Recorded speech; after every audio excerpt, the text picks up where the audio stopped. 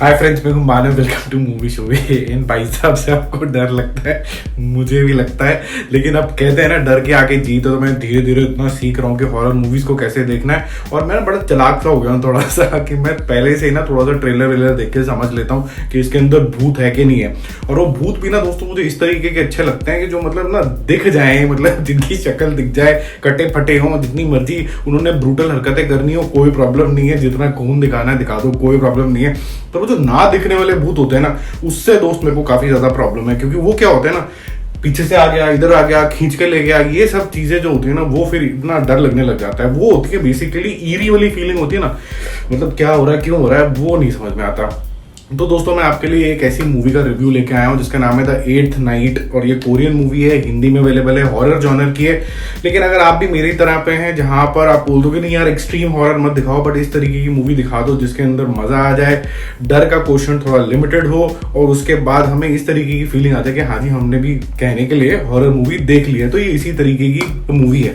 बहरहाल मुझे काफी ज्यादा इंटरेस्टिंग इसलिए भी लगी क्योंकि दोस्तों इसको जिस तरीके से पेश किया गया है, जो पुरानी मान्यता दिखाई गई है 2500 साल पहले, जहां पर यह दिखाया गया कि मॉन्स्टर्स की दुनिया अलग है और जो ह्यूमंस हैं उनकी दुनिया बिल्कुल अलग है, और किसी वजह से एक ब्रिज है बीच के अंदर जो इन दोनों दुनिया को अलग रखता है। एट्थ नाइट की स्टोरी भी दोस्तों कुछ ऐसी ही है। स्टोरी में आप देखते हो कि ये शुरुआत एक लेजेंड से होती है और वो लेजेंड को समझना बहुत ज्यादा जरूरी है। इसमें दिखाया जाता है कि मॉन्स्टर्स की जो दुनिया है और जो ह्यूमंस की दुनिया है, जैसे मैंने आपको समझाया था, उसको ब्रेक करने की कोशिश करता है एक मॉन्स्टर, ताकि एक पैसेज सा बन जाए और मॉन्स्टर्स यहाँ आके जो है ह्यूमंस का कत्लेआम कर पाएं और उनको डरा पाएं और उनको सजा दे पाएं, जो उनका माइंडसेट है। लेकिन बुद्धा आ जाते हैं और सेव करते हैं, और मॉन्स्टर तो दोस्तों देखो मर जाता है, पर उसकी जो दो आंखें होती हैं पावरफुल, वो वहां रह जाती हैं, जो कि दो मंक्स, तीन मंक्स को जो मिलती हैं, वो अलग अलग दिशाओं में इसको दफना देते हैं, एक माउंटेन के अंदर और एक डेजर्ट के अंदर, ताकि किसी को भी मिले भी ना ये, और जो शक्तियां हैं ये बिल्कुल दफन हो जाएं।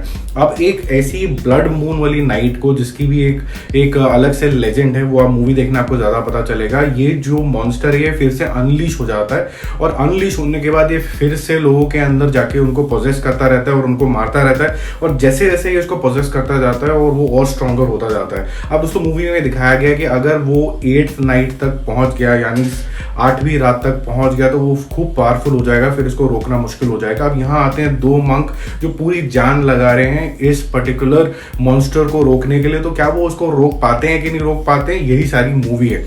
अब देखो इसमें अगर हम देखें कि इसके अंदर क्या अच्छा था, तो दोस्तों जिस तरीके की नरेटिव स्टाइल रखी गई है कि पुरानी मान्यता जो भी लेजेंड रहे हैं उसको मान के आप नई स्टोरी में कैसे वीव इन कर सकते हैं। 2500 साल पहले बुद्धा जिनको वो सीक्रेट मानते हैं, और फिर आज के टाइम के हिसाब से इन्होंने ब्रिज किया है।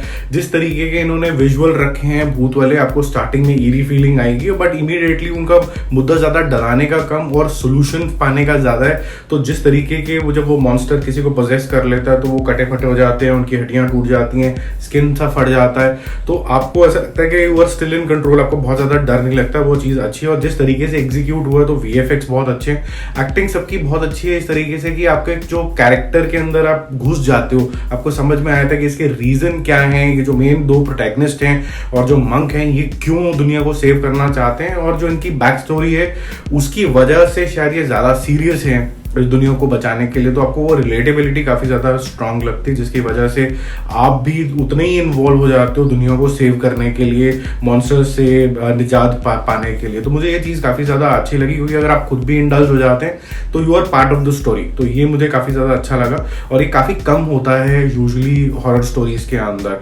बाकी जो इसका बीजीएम है वो इस तरीके का है कि आपको जो बहुत ज्यादा नहीं है डराएगा, वो भी मुझे चीज अच्छी लगी। क्योंकि देखो इस मूवी का मुद्दा ही ये नहीं है कि आपको बहुत ज्यादा डराया जाए, आपका इस मुद्दा ये है कि एक लेजेंड को लेके एक प्रॉब्लम आई है, उसको सॉल्व कैसे किया जा सकता है। बट हाँ, ये जो एक्साइटमेंट होती है, एंजाइटी होती है, और वो जो फीलिंग होती है ना अब मरे अब क्या होगा, ये जो एंजाइटी है वो बहुत ज्यादा अच्छे तरीके से मेंटेन करके रखेगी। ये फर्स्ट हाफ थोड़ा सा स्लो है क्योंकि वो बिल्ड करने के लिए चाहिए, which is good for me, audience like me.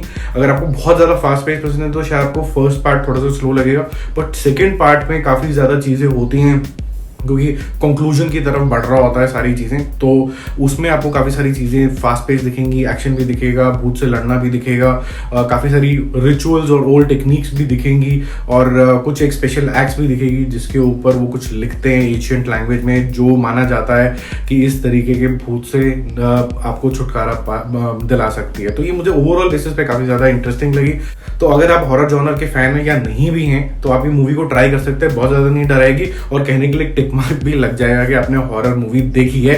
तो ये एक्साइटिंग बहुत है, स्टोरी में काफ़ी ज़्यादा एंगेजमेंट है, पर्पस है, तो आप लगे रहोगे कि जानने के लिए यार ये एंड कैसे होगी। और मुझे नहीं लगता इसका पार्ट 2 पार्ट 3 टाइप आएगा, क्योंकि अपने आप में ये जो स्टोरी है वो कंक्लूड हो चुकी है।